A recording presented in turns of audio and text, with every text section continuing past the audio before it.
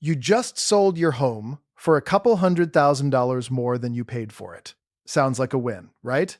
And it is, until the IRS shows up for their cut. Most homeowners have no idea how much of that profit they're about to hand over. And what's worse, most of them didn't have to hand over a single dollar. They just didn't know the rules. Hit subscribe before we get into this, because if you're planning to sell a home in the next 1, 2, or even 5 years, what I'm about to tell you could save you tens of thousands of dollars. Not a typo. Tens of thousands. I'm Jerry Davis. I've spent years in the renovation and construction space, and I've sat across the kitchen table from a lot of homeowners who just closed on a sale and looked like they got punched in the face when their accountant explained what they owed. And every single time, the story is the same. Nobody told them. Their real estate agent didn't tell them. Their contractor didn't tell them. And in a lot of cases, even their accountant didn't bring it up until it was too late to do anything about it. So today we're fixing that. I'm going to walk you through what capital gains tax actually is when it comes to your home, how the government already built in a way for most people to avoid it entirely, and what you need to do right now before you sell to make sure you're not leaving money on the table. Let's start with the basics, because I know some of you are going to hear the phrase capital gains tax and immediately check out. Don't do that. This is simple. When you sell something for more than you paid for it, the profit is called a capital gain. The IRS taxes that gain. For most investments, that's just how it works. But a home is not a stock. Congress actually wrote a specific rule that protects homeowners from paying tax on most of that profit, and it's been on the books for decades. The rule is called the Section 121 exclusion, and here's what it says in plain English. If you've lived in your home as your primary residence for at least 2 of the last 5 years, you can exclude up to $250,000 in profit from your taxable income. If you're married and filing jointly, that number doubles to $500,000. That's a massive break, and most people never fully use it because they don't plan around it. Here's what I mean. Say you bought your house 10 years ago for $300,000, and you're selling it today for $600,000. That's $300,000 in profit. If you're single, you exclude $250,000 of that.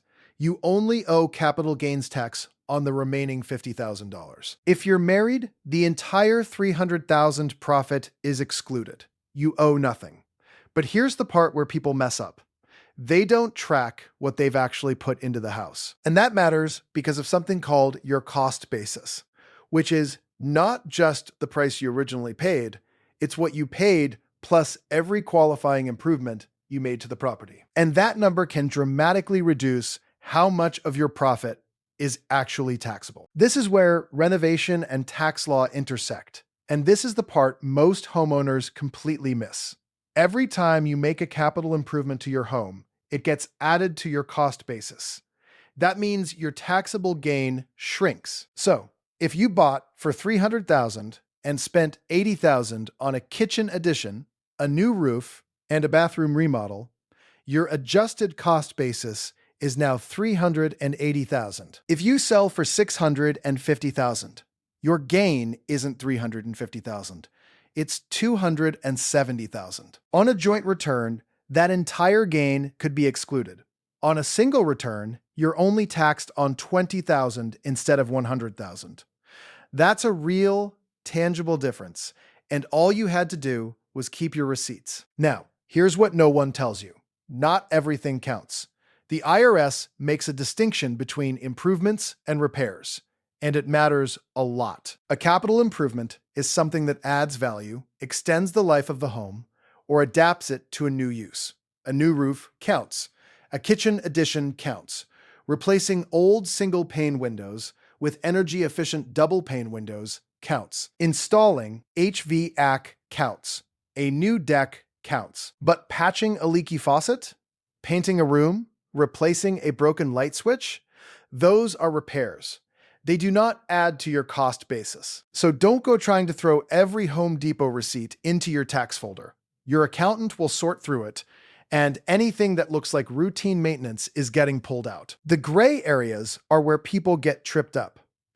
If you repaint the entire exterior of your house, that's generally considered a repair. But if you're replacing rotted wood siding and repainting as part of a larger renovation, the whole project might qualify as an improvement. Context matters. A deck replacement where you're just putting back what was there is a repair. But if you're extending the deck, changing the material, or adding structural improvements, that's a capital improvement. If you're ever unsure, document everything and let your CPA make the call. But the key thing is that you have to save the documentation in the first place. Contractors don't automatically send you records organized for tax purposes. You need to save contracts, invoices, permit records, and any lien releases. Every job, every year. Keep them in a folder, digital or physical. Don't wait until you're selling to try to piece this together, because by then, half the contractors are gone and half the records don't exist anymore. Let me talk about the 2-year rule for a minute, because this is where timing can either save you or cost you. The exclusion only applies if the home has been your primary residence for at least 2 out of the last 5 years. You do not have to live there for 2 consecutive years.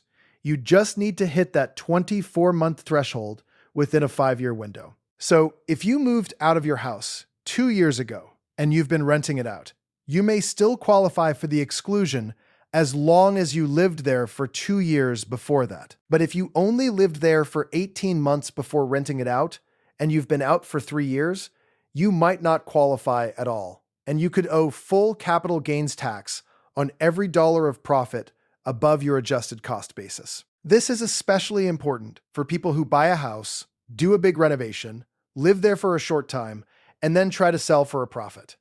If you haven't hit that 2-year mark, you're not getting the exclusion. I've seen people do a complete gut renovation, flip the house, sell it 10 months later, and walk away with a massive tax bill they weren't expecting. Look, I get it. The market looks hot and you want to move. But if you're close to the 2-year mark, it might literally be worth waiting a few months just to qualify for the exclusion. Run the numbers. If your projected gain is $200,000 and your capital gains tax rate is 15 to 20%, waiting 4 months to qualify could save you $30,000 to $40,000. That's not a trivial decision. Now, what if your life doesn't cooperate with the 2-year rule?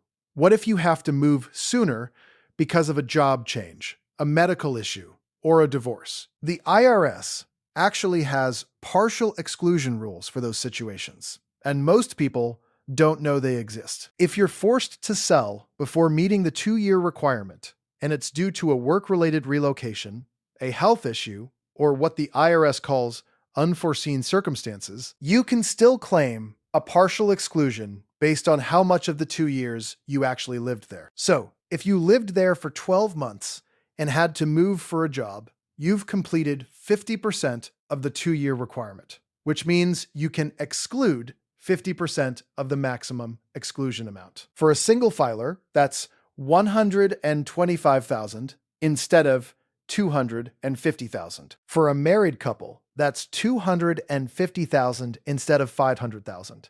Still, a significant break. Don't leave it on the table just because you think you don't qualify. Here's a pro tip.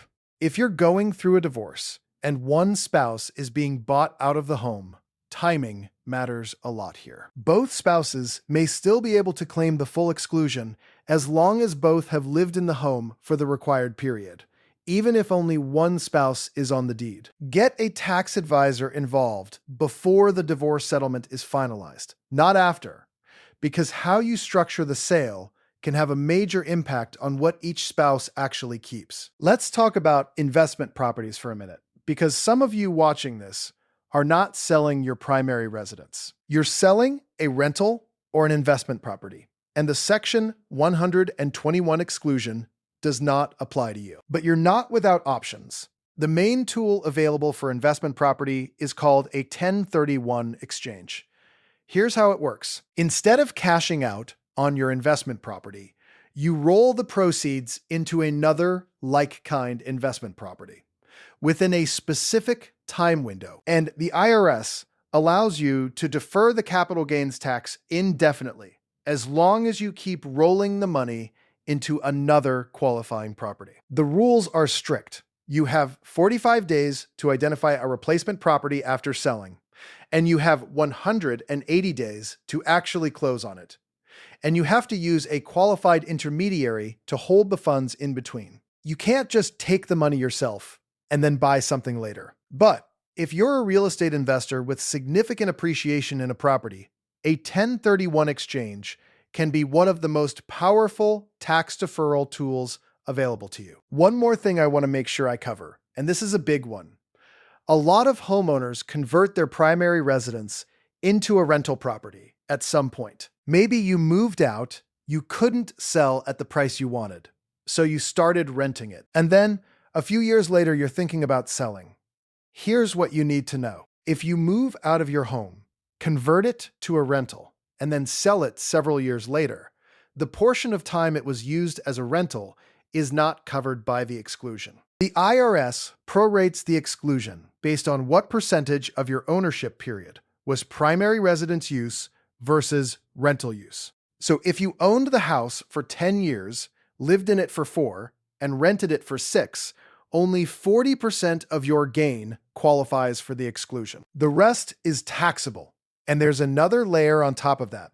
Any depreciation you claimed on the property during the rental period gets recaptured and taxed at 25%, regardless of what your regular capital gains rate is. This is called depreciation recapture, and it surprises a lot of people. Again, talk to a CPA before you make this decision.